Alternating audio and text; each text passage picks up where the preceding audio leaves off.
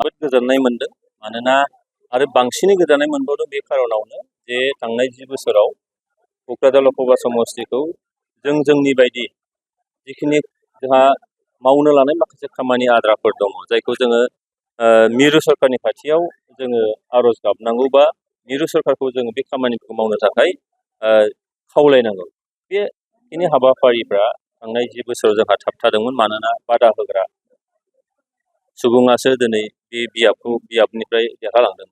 बेनिखायनो आं जोबोद गोजोननाय मोनदों बेखिनि रायदानखौ जोंनि क'क्राझारबासि रायजोआ बे सुजुगखौ आंनो होबाय आरो बे सुजुगखौ आङो गोसो गोथारै गनायनानै लादों।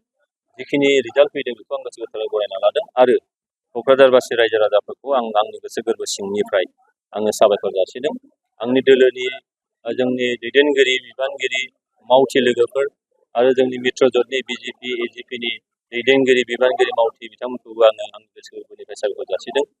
दोलो आफादफोरनि जायफोर जा ससियेल अर्गानाइजेसनफोर दङ फरायसा आफाद माखासे माहारियारि आफादफोर बिथांमोनाबो मदद खालामदोंमोन बे बिसायख'थियाव जायनि थाखाय बेबायदि रिजाल्टआ दिनै फैनो हादों। बेनिखायनो आं गासैनिसिमबो आंनि गोसो गोरबोनि माने साबायखरजों लोगोसे खुलुमनाय सिबिनायखौ आङो हरदों।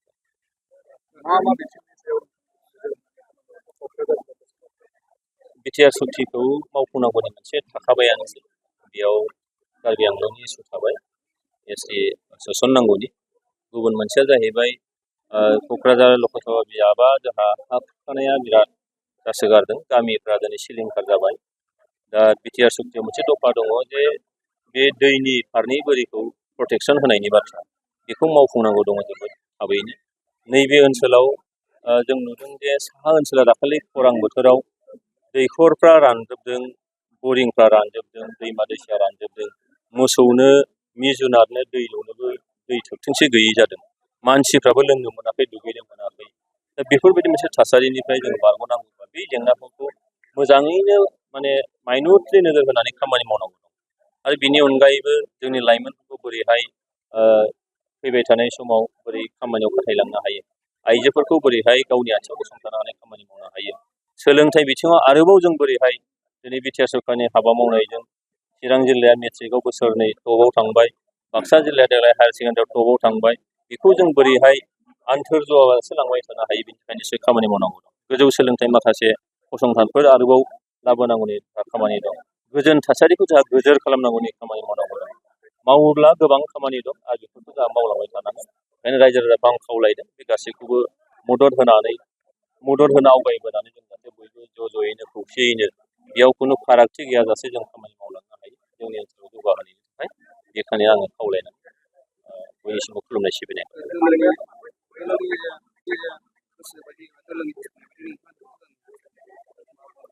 देरहानायानो बेयाव नोङो माने हास्थायनाय बायदि जायाखै मायाखै बिदि बाथ्रा नङा। रायजो राजाया जेखौ रायजोआनो राजा होननानै बुङो रायजो राजाखौ माने रायदान होबाय बेखौ जोङो गोसो गोथारै गनायनानै लादों आरो बे गोसो गोथारै गनायनानै फैबाय थानाय समाव रायजो राजानि मोजांनि थाखाय आरोबाव बोरै साबसिनै खामानि मावनो हायो दोलो हिसाबैबो आङो बेक्तिगत भाबैबो नाजानो थाखाय थियारि।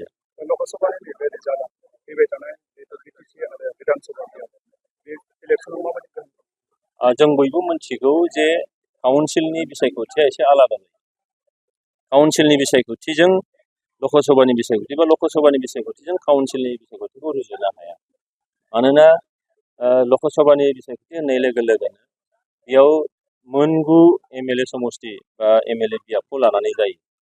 दा बेयाव रायजो राजाफोरनि साननाय सिन्था धाराया दिल्लीयाव केन्द्र सरकारखौ सोरजों दागोन बोरै दागोन बिनि अंक थायो। बेनिफ्राय काउन्सिलनि बिसायख'थिया जाहैबाय लकेल एरिया डेभेलपमेन्टनि थाखाय।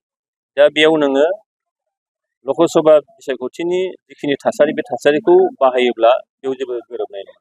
ओंखायनो आं सानो नैबे बिसायख'थिनि जे गोहोम बे गोहोमा काउन्सिलनि बिसायख'थियाव गोग्लैनाय नङा आरो बिधान सभानि बिसायख'थियाव गोग्लैयो।